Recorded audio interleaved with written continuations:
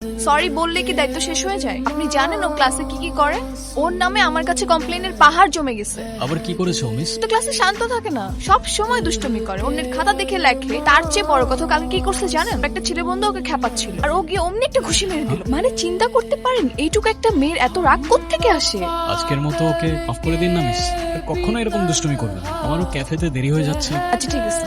ওই ছেলেটাকে আপনার কেমন লেগেছে টিচার?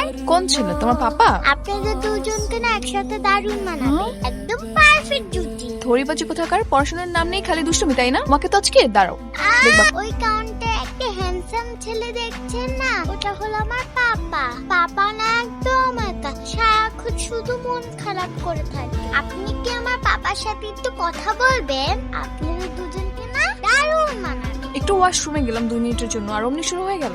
আপনি ওকে কেন একটু শাসন করেন না বলেন তো? ও যখন তখন যার তার সামনে গিয়ে আপনার বিয়ের সম্বন্ধ করা শুরু করে দেয়। তোমায় আমি কতবার বলছি এসব কাউকে না বলতে? আজকের পর থেকে তোমার ক্যাফেতে আসা বন্ধ।